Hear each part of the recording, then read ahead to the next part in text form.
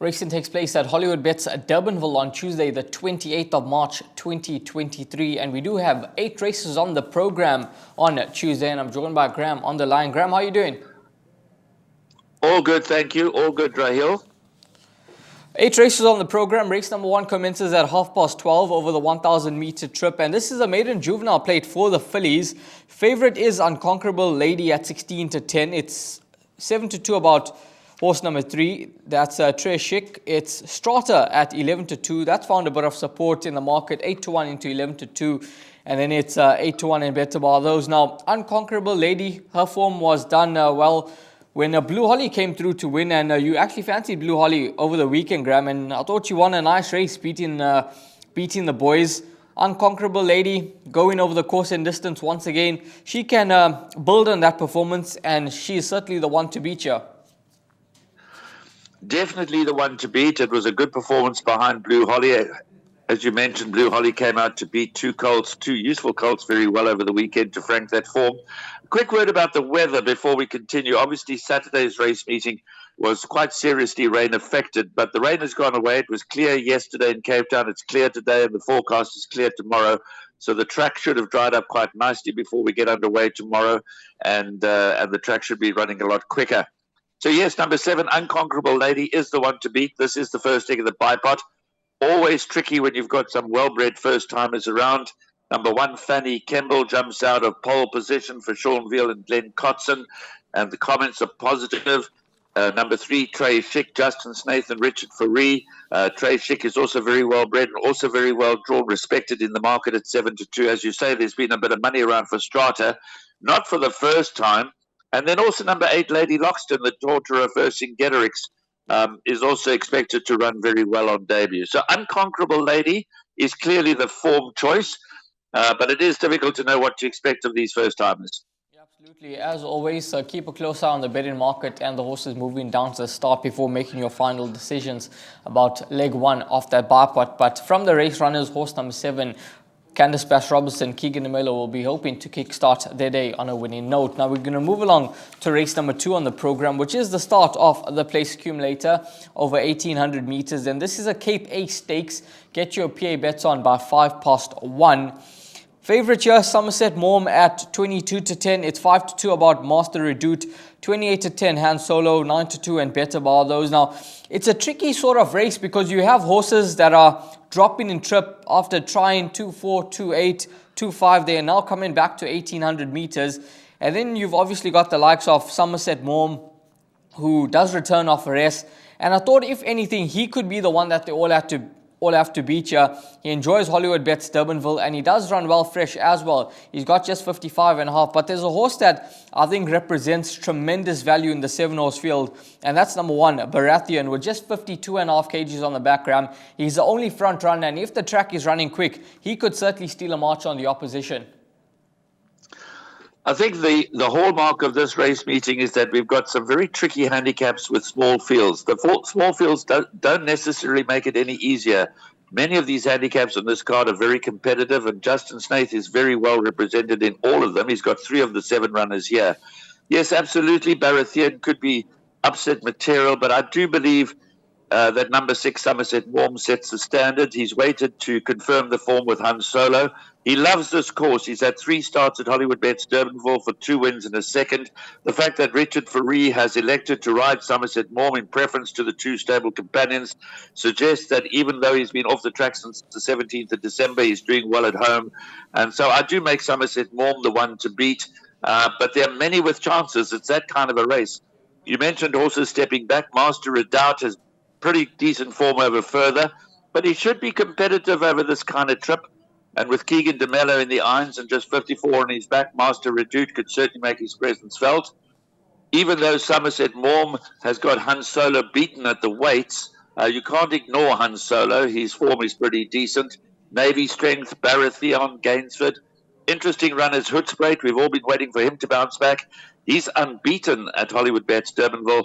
But that being said, his recent form really doesn't inspire too much confidence, so he would be a surprise winner, even though his form at this track is pretty good. But I'm marching in the camp of numbers 4, Master Redoute, and 6, Somerset Morm, but I'm going 3 runners in the opening leg of the place accumulator. I think it's that tricky.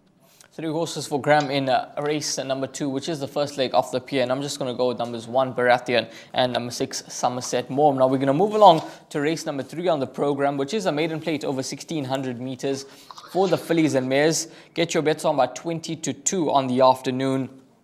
Now, when we have a look at the fixed odds betting market here, your early favourite is number 9, Cloud Chaser from the Justin Snaith Yard with Richard Fourie aboard, priced up at 18 to 10. It's a 22 to 10 about horse number 7, Illa de Mauritia, and then it's Fallow and Cora at 4 to 1, 6 to 1, and better bar those. Now, before I touch on the 3 principal contenders that top the betting boards here, number 11, You Crack Me Up, Graham. She's been a horse that the yard do think quite a bit of. Last time out, I thought she could have just possibly needed the run. She drifted out in the market quite badly, and she ran accordingly, 5.5 lengths behind Mary Lamb. She's got a deep draw to overcome, but she does step up in trip, and Keegan DeMello gets a ride.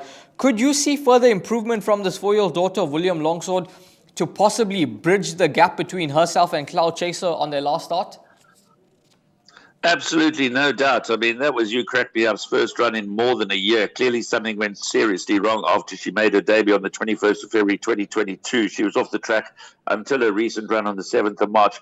I do think she might need one more to tighten up, but the booking of Keegan DeMello is quite significant. She does have the worst of the draw to overcome. So although I do believe she might get closer to Cloud Chaser, I doubt very much she's going to be able to turn the tables on Cloud Chaser. Cloud Chaser, again, the Richard Fourie, Justin Snaith combination is coming to hand really nicely. She's only had the 3 starts. She ran second behind Mary Lamb last time, but that was, those were pretty moderate fields. She's going to have to show me that she's going to confirm that form. She is the top pick in a race, but she's also got a tricky draw to overcome, and there are a few others with chances. Stable companion number 4, Fallow and Cora, did run in a special weights maiden last time, so she might be flattered by that. She's got a more difficult task at level weights here. Illa de Mauritia, game inconsistent. And there's one other I'd like to mention, and that's number 8, Eliodoro, who's having her 3rd run after a very long rest. So like You Crack Me Up, Eliodoro was off the track also for nearly a year, but this is her 3rd comeback run, and I expect Eliodoro to be quite competitive in this lineup. But all said and done, number 9, Cloud Chaser, is coming along the right way. She has a nice pedigree. Richard Fourie takes the ride, and she does rate the one they all have to beat. Yeah, certainly with further improvement based on last performance, she could go well, but it is quite a competitive start to the Pick 6. I thought you need to include quite a few horses, and Graham touched on numbers number 8, Eliodoro, certainly want to include, along with numbers 4, 7, and 11 to include into the mix. But that's race number 3. Next up, race number 4, 2:15, 1,800 meters the distance. And this is an open maiden where your early favorite is Run Rudolph Run at 4 to 1. Just Before Dawn at 9 to 2, along with Bo Keller. Autumn Moon 5 to 1, Down in 7 at 11 to 2, and then it's 8 to 1 in better bar those. Now, Graham, I thought this could possibly be a race where you can sort of narrow your selections down instead of going quite wide. Horse number 2, Down in 7, he's an interesting runner for me, just based on the fact that Keegan gets back aboard him, and he improved massively when Keegan rode him behind Augusta Blue. Now, I know he had 53.5 on that occasion, and he's got 56.5 today. Well, rather on Tuesday. But he's drawn well in gate number 2. Last time out, I thought it was a fair run behind Inside Story. We know Cal Forest has come through to win from that form line. And the stable companion, who also ran in that race, ran an absolute cracker back in second. So I thought Down in 7 could represent some value, along with number 1, Just Before Dawn, who's drawn in gate number 1, and further improvement could be expected. I truly don't believe Run Rudolph Run can concede weight and beat his rivals here. Yeah, it's not an easy task for Run Rudolph Run. This is obviously a very limited field. It is a maiden handicap. None of them are going to Hollywood. Number 2, Downing 7, could certainly offer some good value at 11 to 2. I do prefer the chances of number 1, Just Before Dawn. Much improved last run over 1,600 meters. She goes 1,800 meters. That is in her favor. She's got 52.5 on her back. That is in her favor. JP van der Merwe rode her last time, and that's also in her favor. So I think, like you fancy Downing 7, I think Just Before Dawn does offer some good value. You've got to like the chances, though, also of numbers 4, Bo Kala. You've got to give number 5, Run Rudolph Run, some respect. 8 Autumn Moon in this sort of class also has a chance. It's a tricky race, but none of them are going to Hollywood, except Hollywood Durbanville. But I'm going to be in the camp of Just Before Dawn, but I do think that you need quite a few here. I'm not sure that you can narrow this down. I know you opened up by saying you could narrow this down quite seriously, but I think you need all of numbers 1, 2, 4, 5, 8, and possibly even number 9, Legal Chit Chat. It's one of these tricky maiden handicaps as far as I'm concerned.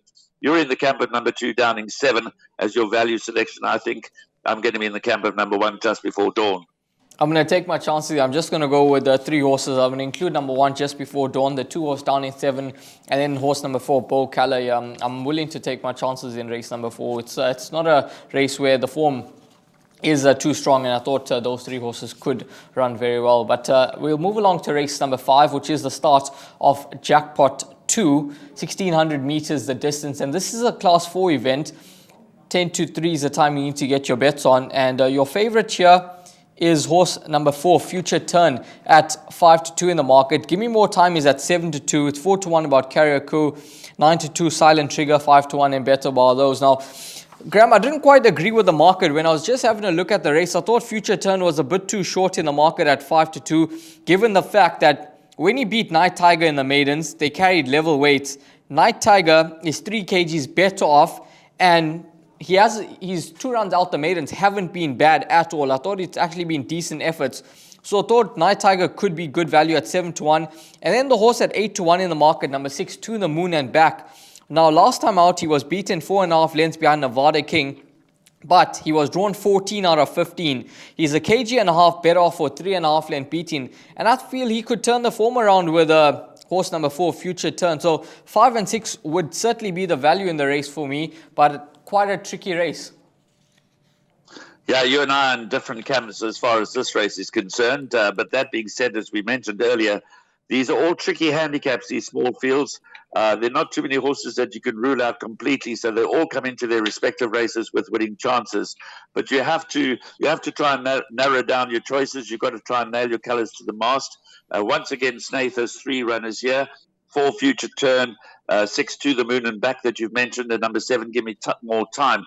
Now, my strong fancy is actually the one that you haven't mentioned, number 7, Give Me More Time. I do think that Richard Fourie might have erred here. That's my take on the race. We saw Grant van Niekerk ride a winner for Snaith over the weekend. That was the lesser fancied. Not that this one is not fancied. You go back in the form line, beat Perfection by 2 lengths. Perfection came out and won the East Cape Guineas on Friday in very convincing style. He ran second to Beyond the Boundary. That's come out to win in KwaZulu-Natal. He ran a close second behind Charlie Croker. He wasn't too far behind Nevada King. Albeit on that stage, he was behind Future Turn. I just think that Give Me More Time might be the right one here, but not with too much confidence, because all other 6 runners in this race are alive, including, of course, number 2, Kariaku, who finished alongside Give Me More Time last time they met. Inside Story going the right way. Silent Trigger just behind Give Me More Time, and Kariaku last time. Future Turn, you know, it's consistent, if nothing else. You've mentioned that Night Tiger is better off at the weights with Future Turn, and To the Moon getting back and bounce back. So this, from a jackpot and a pick 6 point of view, is quite probably a field race. But my top 2 choices would be 7, Give Me More Time, and 2, Kariaku. And those are the 2 that I'm going to rely on to get me through the place accumulator. Yeah, a trappy little race with just 7 horses, 2 and 7 for Graham, and numbers 5 and 6 for myself. So maybe those 4 numbers could be good enough, or both Graham and myself could be completely wrong. And numbers 1, Inside Story, could come through to win, beating Silent Trigger, and number 4, Future Turn. But we'll have to wait and see what happens in race number 5. Now, race number 6 on the program, which is KP Stakes over 1,800 meters. And you need to get your bets on by 25 past 3. Night Ruler, your early favorite at 22 to 10 with Richard Fourie aboard. 6 points incurred for his last victory. It's 7 to 2 about Steinbeck. Cholima at 4 to 1, 7 to 1 and Better Bar those. Now, I actually thought Steinbeck could go very, very close in this lineup. I know we've been for him on a few occasions, but I thought this race on Tuesday could be an ideal opportunity for him to perhaps bounce back to winning ways. He's got a neat draw in gate number 2. Grant van Niekerk aboard. and he has run well at Hollywoodbets Durbanville before. So Steinbeck, last time out, I'm just going to put a line right through that run. 10 out of 10 draw, 8 out of 8, 8 out of 9 in his previous starts. Well drawn today. Whether he's actually going to make use of the draw, I'm not sure, but I think he'll be a lot closer to the action. Yeah, this is another very tough handicap here. I know they're going to get tired of hearing me say it's a field race, but I'm going to take my chances with bankers in races 7 and 8. So I want to get through to those bankers, and I want to go as wide as possible in the jackpots and the pick sixes with the earlier legs, these tricky little handicaps, because if I'm right in races 7 and 8, I want to be sure that I've got through the earlier races. Steinbeck very much alive. Again, Snaith with 3 runners in an 8-horse field. He's really sending out the Armada today, as is Brett Crawford. He's also got, Snaith has got 18 runners. Brett Crawford has got 15 runners. So they've got a big presence at Hollywoodbets Durbanville. Night Ruler is the half-brother to Jet Dark. He's nowhere near as good as Jet Dark. Obviously, Richard Fourie has elected to ride Night Ruler in preference to Steinbeck. I think he might be just very frustrated with Steinbeck, but Steinbeck is very much alive, and Grant Van Niekerk could well be on the right one again. Night Ruler never runs a bad race. He's obviously in there with a chance. And the third string to the Snaith Bow, Keep It Secret, is possibly also upset material. But Gentleman Joe has a bit of a chance. Chalima getting closer with each and every run. He does have top weight to carry, but he's well respected in the market this time. Sheldon Peters has been waiting for Chalima to win at big odds for a long time. He's not going to get big odds this time. Chalima is very much in there. The Futurist is an interesting runner. You have to ignore his last run. It was totally out of character. His previous form was good. They've all got form behind Royal Watch and Navy Strength. When you look at that form, there's not much to choose between Steinbeck and Night Ruler and the Futurist. Not quite sure what happened to the Futurist last time, but you've got to ignore that run. And it's quite easy to back it around 8-1 off the back of just one indifferent run. If he recaptures the previous form, and there's no reason to suspect he won't, he's won at this track before, then Futurist is also very much alive. So it's another very trappy little handicap. There's not a single runner in the race, including the rank outsider Global Ally, that can't win. I think Night Ruler and Steinbeck and Chalima might be the top 3, but the Futurist is alive. They're all alive, and you've got to go very wide. Not much help here, but in the place accumulator, I'm going to go 6, 5, and 2. But again, in the pick 6 in the jackpot, I'm going to go the field. Yeah, it's terribly tough, and the punters need to go as wide as possible in what looks to be a competitive race over 1,800 meters. That's race number 6. Race number 7, the penultimate race on the day, 1,600 meters. The trip 4:05 is the time that race 7 goes off at, and the favorite in this lineup is Zippy Over, horse number 2, 33-10, with Richard Fourie aboard for Justin Snaith. Meta at 7-2. Give Me a First 7-2 as well. Then it's 6-1 and better bar those. Now this class 4 event, Graham, I thought number 9, Give Me a First, could be a lively runner. She's a horse that has come down from a 90 down to an 81. She obviously won at the first time of asking as a 2-year-old, therefore that rating of 90. But maybe she wasn't quite up to that level, and we could see that she didn't quite run her best races. Now that she's dropped in the ratings, she's in a much, I think, a weaker race. She could perhaps improve with 58.5 on the back. She's a 3-year-old that's, I think, got tons of scope for improvement still, and she'd be the narrow first selection for me, but there's quite a few hard knock-in handicapping horses here. Yeah, absolutely. It is another very tough race, but as I said earlier, I'm structuring my pick 6 on the basis that I'm going pretty wide in races 3, 4, 5, and 6. I can't continue to go wide.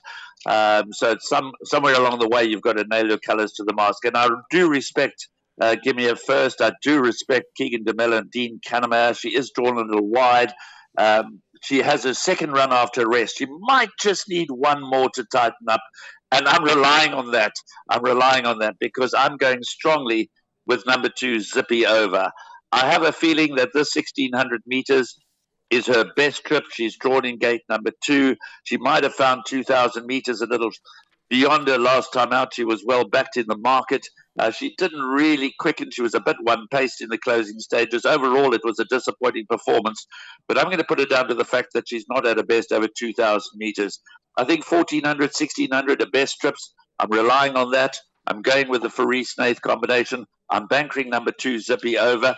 More, obviously this is another one of those races where you've got to be very brave to nail your colours to the mast. But you can't keep going wide. You've got to weigh up the card and see, well, where are my best chances of possibly getting through? And I'm going to rely on number 2, Zippy Over here, to get me through, and I'm going to put all my eggs in her basket. Yeah, that's horse number 2, Zippy Over. That's the 4-year-old daughter of Twice Over 4 Gram in race number 7. I thought number 8, Meta, had to be included into the mix, so I'd go just horses 2, 8 and 9 in race number 7. Race 8, the final race on the day at 22.5, 1,250 meters the distance. It's a Class 4 event for the fillies and mares. And your favorite here is number 7, What Estate at 33-10, Kennedy at 5-1, along with Act Naturally. Body Electric trading at 6-1 in the market, then it's 10-1 and Better Bar those. Now, Graham, in what looks to be a competitive race to close off the day, I'm in the camp of number 7, What Estate. Her last 2 performances have been quite positive, and Elder Demare is aboard this individual. He could have simply just gone with Nippy Winter because there's no weight restrictions here with Nippy Winter. He can easily carry 60, but he's chosen to ride number 7, What Estate, and I think that's got to be quite a positive sign. Maybe Nippy Winter's not quite ready, but What Estate, she's in some good form. She runs well at the course, and she's going to be the top choice for me in race number 8.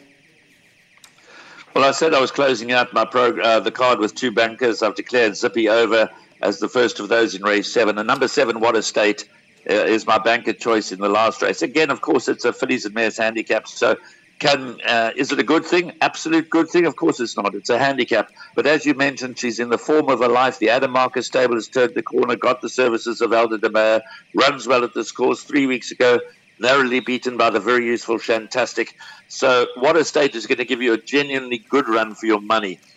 I do respect number 3, Body Electric, and number 10, Act Naturally. Little to choose between those 2. Last time out, Body Electric beat Miss Greenlight, who came out to win over the weekend. So that form has been fracked. She's drawn in gate number 3, which is a positive. She's yet to race it successfully at Hollywoodbets Durbanville, but she's only had the 1 start. She might well be better down the straight. But she has a touch of class. Body Electric, and Act Naturally loves this track, so she could well put a rather indifferent performance behind her last time. But I'm going to row in, obviously, Kennedy, number 5, has scope for improvement, but I'm going to go with number 7, What Estate. As I said earlier, I'm going wide in races 3, 4, 5 and 6 in terms of the pick 6 structure, going with Zippy Over and What Estate to close out the race meeting for me. And I think whatever happens, you'll get a very good run for your money.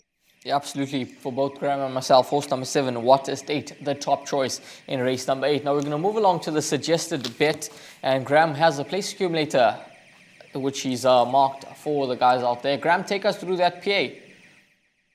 Yeah, it's one of those races meetings, I think, where the place accumulator, despite the small fields, can play quite decently. I'm normally a bipod fan, but that first race at Maiden Juvenile Plate, even though Unconquerable Lady looks like the right one, it wouldn't be a surprise to see first-timers running first and second there. So my place accumulator, which starts in race 2, numbers 4, 6 and 7 in the first leg, Master Redoubt, Somerset, Mormon, Hun Solo. I do respect the fact that you like Baratheon, who could surprise. It is wide open. 3 out of 7 is what I'm putting into the place accumulator. The second leg, numbers 7, 8 and 9, that's Illa de Maurizio, 8 Eliodoro and 9 Cloud Chaser. For many, Cloud Chaser might be a banker, but I'm going to hedge my bets there. I'm waiting for her to confirm that improvement she showed last time out in a rather moderate lineup. The third leg, I'm going 1, 4 and 5, Just Before Dawn, Bo Carla and Run, Rudolph, Run.